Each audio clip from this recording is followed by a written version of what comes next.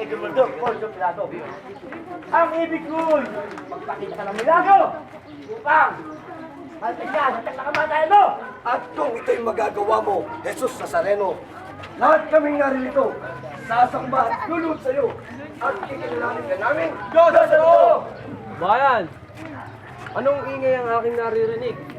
At sino siya? Ang dala niyang tao. Ito'y tao hamak! Kristo niyo siya magagat! Ilapit ang tao yan sa aking harapan. Lapit ka sa akin! Kung gayon, sa kapakanan ng sasakdan, ay ibig kong marinig ang mga patunay na nagawa niya kasalanan. Ang taong nasasaktan ay nagpapalaganap ng aral niyang kaululan.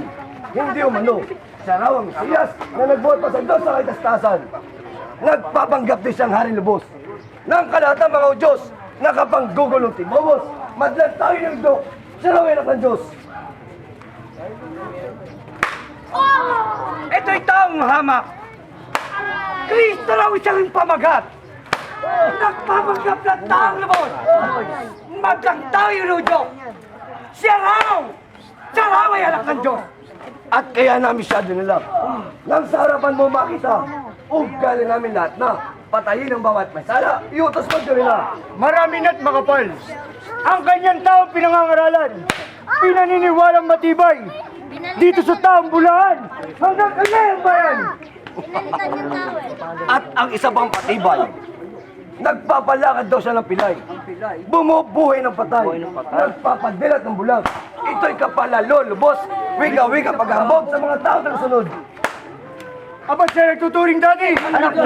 Walang hindi nagpupuri. Ano nga siya? Bakit Propetisa na Kristi. Relustes Maras Maga. Wala siya lang maganda. Ipa ako sa Golgota. Liquid kapag daan, hindi na pamalitan pa.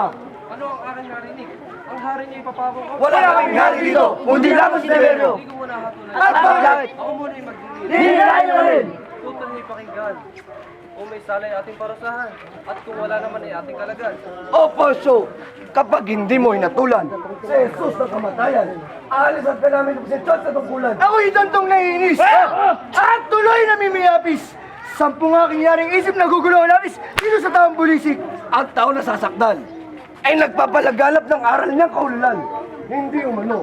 Siya raw ang Mesiyas na nagbuhat pa sa Diyos sa kaitastasan. Nagpapanggap na siyang hari lubos ng pangkalata mga Diyos na kapanggugulong tibobos. Madlan tayo nudok. Siya raw ay anak ng Diyos. At amin niyang napagtunturin ang pagparito at pagdating. Yang Mesiyas na hinihintay namin. At saka itong taong sinungaling, nagpapanggap na tuturing. At aming ang kinalulugdan. Sa lahat ng aming napakinggan, siya raw sa kalungbayan, si Jesus na mamatay. Bakit di mo ba yunan? Labis akong naguguluhan. Nag-aalin lang ang totoo. Nagduro pa rin ako sa hatol na hiniling nyo. Kunin kong tao, magpasing totoo. Ipakita sa lahat ng naririto. Ang hatol ko sila mga nagkasalan tulad ito. Diyan nararapat. At ang wala si Estas. Sila ipakalingkap sa paghirap. Ito ang hatol ng ganap. Kung ito ang hatol ko, ang sakay siya kay Kristo. Wala sa bilang ng Kristo, taon-taon ng mga